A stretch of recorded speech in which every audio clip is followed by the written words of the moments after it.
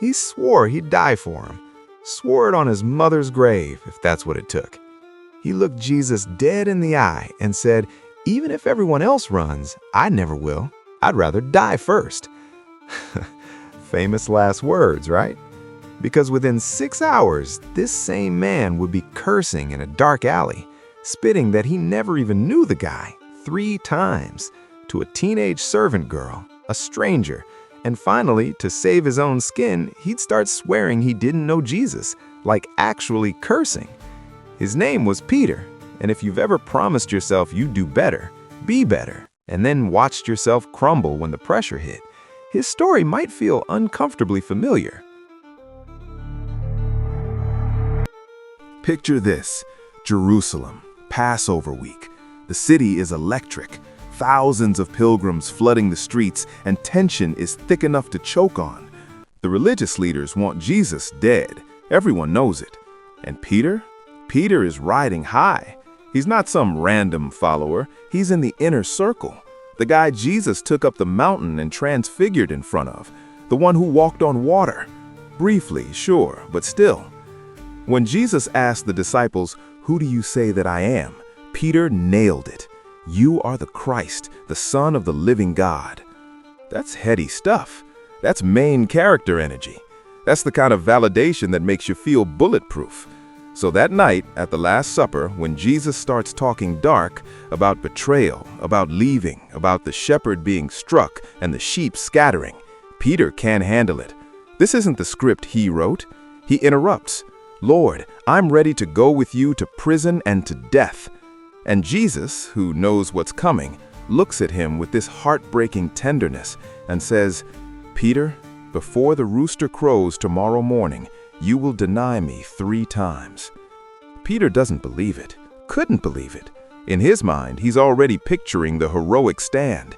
Maybe he'd go down swinging. Maybe he'd take a few soldiers with him. That's who he was, or who he thought he was. Fast forward. It's midnight. Jesus has been arrested in Gethsemane. Peter was there. He cut off a guy's ear trying to defend him, but Jesus stopped the fight, submitted to arrest. And now Peter is following at a distance, warming his hands by a fire in the high priest's courtyard. He's not in the room where Jesus is being interrogated. He's not trying to bust him out. He's just waiting, hiding in plain sight. And that's when she sees him, a servant girl, young, probably scared herself with all this chaos. She looks at Peter and says, "You were with Jesus the Galilean." Simple observation, not even an accusation. And Peter, this man who swore he'd die for Jesus, looks at a teenage girl and says, "I don't know what you're talking about." He walks away, tries to blend into the shadows by the gate, but someone else spots him. This fellow was with Jesus of Nazareth. Peter doubles down. "I don't know the man." And now he's trapped. Because an hour later, the people around the fire are getting suspicious. Someone points out the obvious. "Your accent gives you away. You're a Galilean too."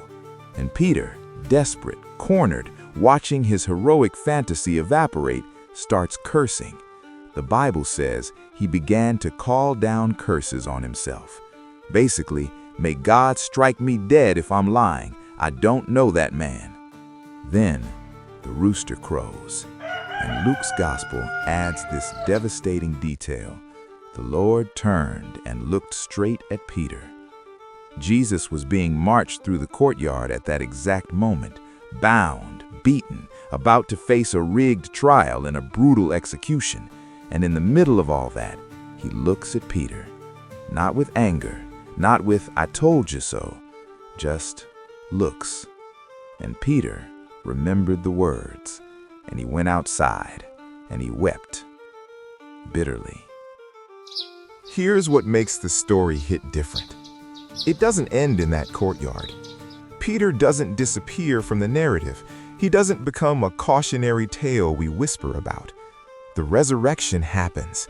Jesus conquers death, and when he appears to the disciples, he singles Peter out. Not to shame him, to restore him. John chapter 21, the disciples are fishing. Jesus calls from the shore, cooks them breakfast, and then turns to Peter. "Simon, son of John, do you love me more than these?" Peter says yes. Jesus says, "Feed my lambs." Again, "Simon, do you love me?"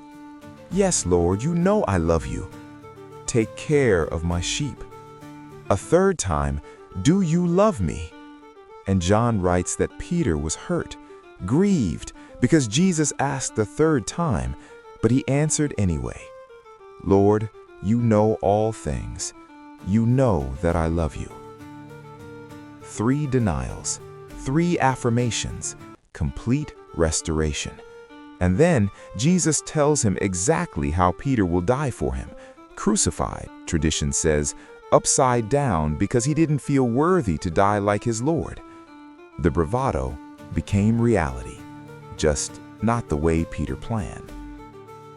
So why does Peter's story wreck us? Because we've all been him. We've all made promises in the light that we broke in the dark. Told ourselves we'd speak up, stand firm, do the brave thing, and then felt our courage evaporate when someone looked at us wrong. Peter's story isn't in the Bible to make us feel superior. It's there because it's us. The gap between who we want to be and who we are under pressure. But it's also there to show us this. Jesus doesn't discard broken people. He restores them. He looks us in the eye, not to condemn, but to call us back. And the very failure we think disqualifies us, he uses it. Peter's worst moment became his testimony. His shame became his platform. The man who denied Jesus in a courtyard preached Jesus to thousands at Pentecost. So, if you're carrying something, some failure, some broken promise, some moment you can't take back, know that Peter's story is yours too. Not just the falling, the rising. Thanks for watching. Please like and subscribe, and I'll see you in the next one.